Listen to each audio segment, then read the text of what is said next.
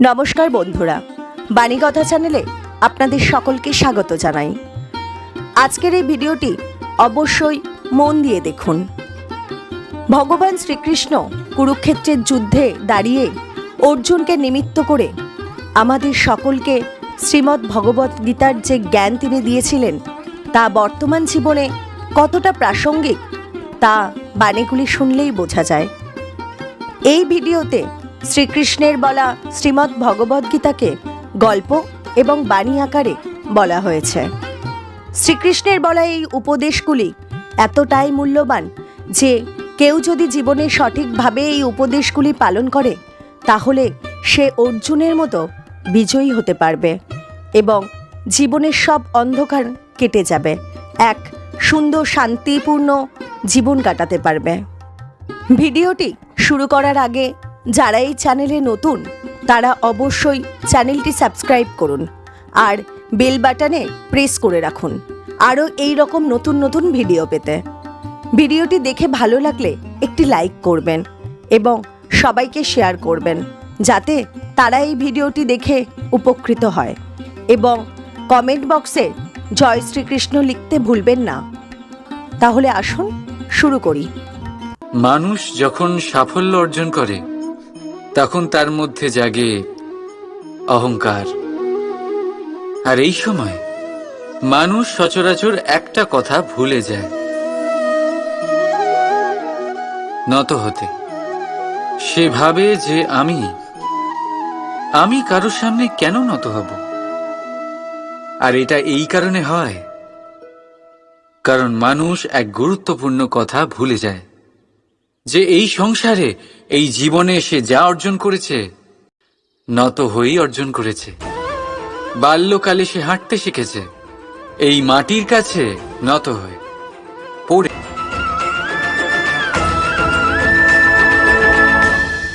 রাধা রাধা এমন এক ব্যবস্থা যেখানে আমাকে, আপনাকে, সকলকে কখনো না কখনো অংশগ্রহণ করতেই হয়। মনে করুন নিজের বাল্যকাল। আপনি পরীক্ষা দিতে বসেছেন। তাদের মধ্যে কিছু বালক এমন হয় যারা সারা বছর পরিশ্রম করে, পড়াশোনা করে, মন দিয়ে পরীক্ষা দেয়। কিন্তু কিছু বালক এমন হয় যারা নিজের আশেপাশে বসে থাকা বালকদের নকল করে আর পরীক্ষায় কৃতকার্যও হয়ে যায়। খুব খারাপ লাগে এটা ভেবে যে কেউ বিনা পরিশ্রমে পরীক্ষায় কৃতকার্য কি করে হতে পারে। কিন্তু মনে রাখবেন, যারা নকল করেন তারা পরীক্ষায় কৃতকার্য অবশ্যই হয়ে যান, কিন্তু সফল নয়। কারণ আমরা এক বিশেষ কথা ভুলে যাই যে প্রত্যেক মানুষের ব্যক্তিত্ব আলাদা হয়। আপনি অন্যদের নকল করে নিজের জীবন অতিবাহিত করতেই পারেন,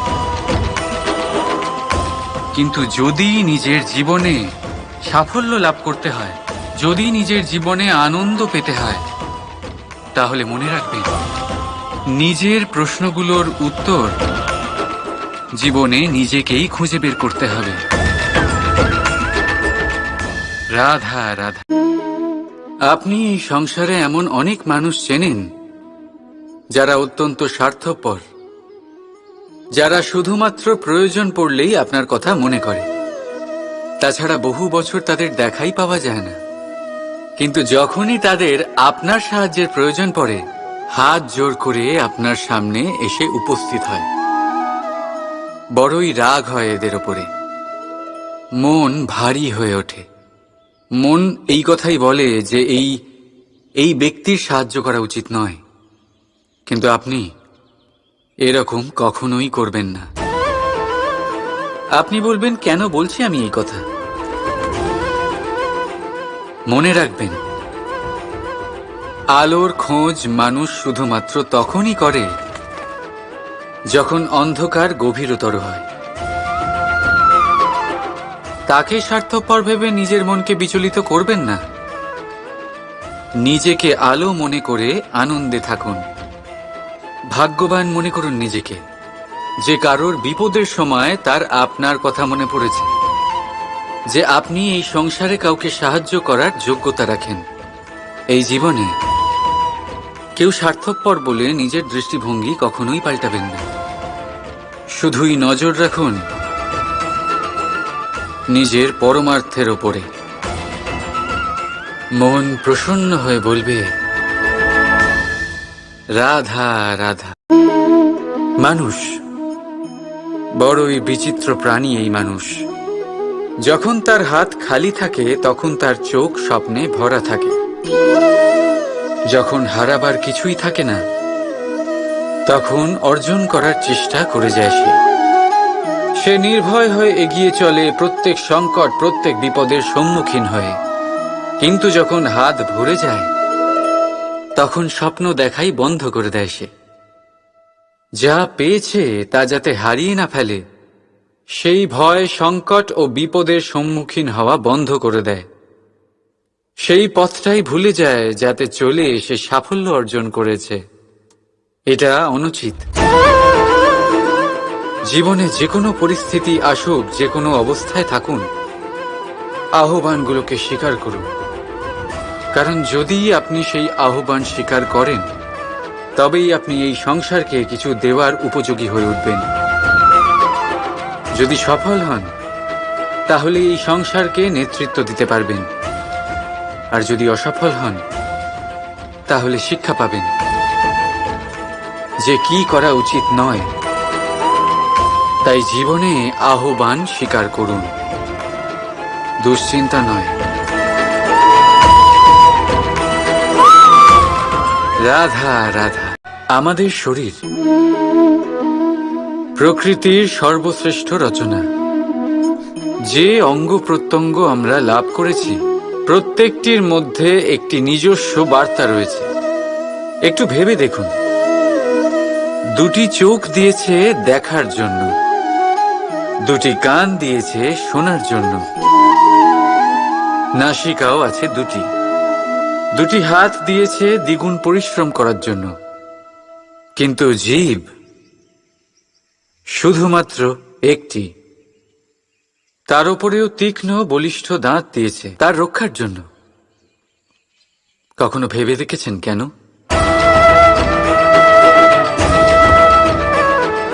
কারণ শব্দ আর শব্দের প্রয়োগ মানুষের সবচেয়ে বড় অস্ত্র, যার প্রয়োগ যত ভেবেচিন্তে করা যায় মানুষ তার জীবনে ততটাই উপরে উঠতে পারে। তাহলে মনে রাখুন, দেখুন, শুনুন আর বুঝুন বেশি, বলুন কম। রাধা রাধা।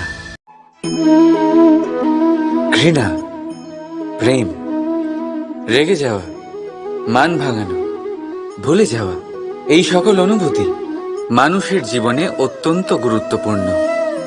মানুষের এই অনুভূতিগুলো না থাকলে মানুষ একটা যন্ত্রের থেকে বেশি আর কিচ্ছু না। কিন্তু এই অনুভূতি আপনি ভুল দিকে চালিত করলে এরাও আপনাকে আর মানুষের মতো বাঁচতে দেবে না। যদি ঘৃণার কথা বলেন, যদি আপনি কোনো ব্যক্তিকে ঘৃণা করেন, সেটা কেন? ব্যক্তিকে ঘৃণা করবেন কেন? ঘৃণা করুন তার স্বভাবগুলিকে, সেই স্বভাবগুলিকে যা সেই ব্যক্তিকে অপ্রিয় করে তুলছে। কারণ স্বভাব পাল্টানো যায়। সেইভাবেই রাগ করুন, কিন্তু তাদের কথায়, তাদের ওপরে নয়।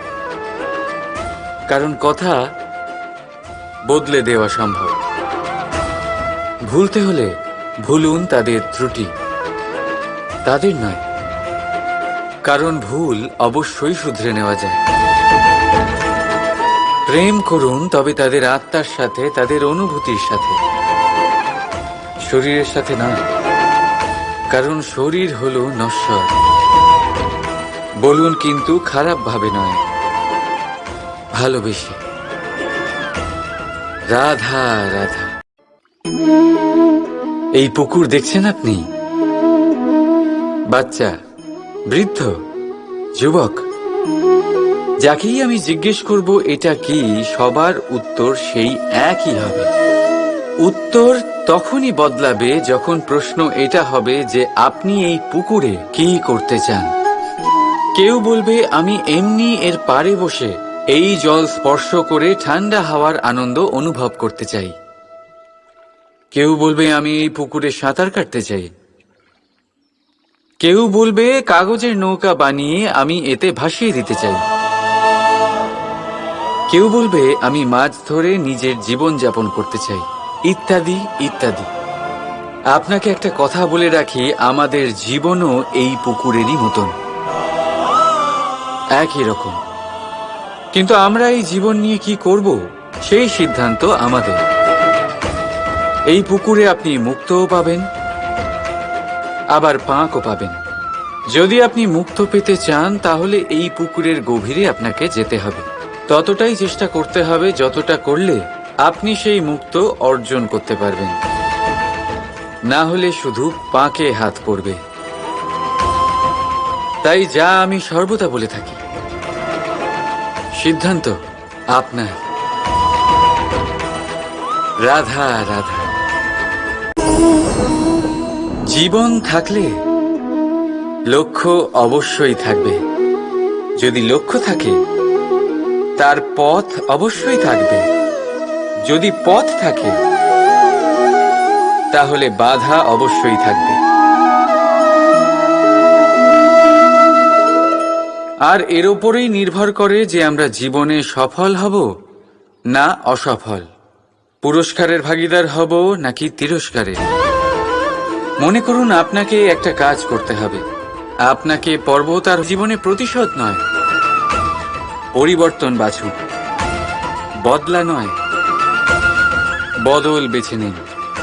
আপনার বাধা আপনার বন্ধু হয়ে যাবে। রাধা রাধা। সংসারে সবচেয়ে পবিত্র মানা হয় গঙ্গা জলকে।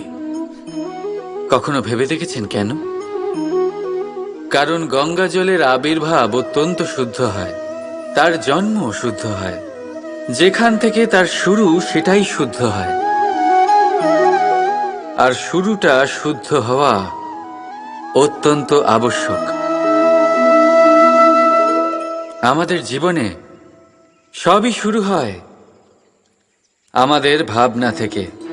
নিজের ভাবনাকে শুদ্ধ রাখুন, কারণ এই ভাবনা থেকেই আবির্ভাব হয় শব্দের। আপনার শব্দ শুদ্ধ রাখুন। এই সংসারে, এই জীবনে নিজের ভাবনা শুভ রাখলে, শুদ্ধ করলে আপনার মন সুপ্রসন্ন হয়ে বলবে রাধা রাধা।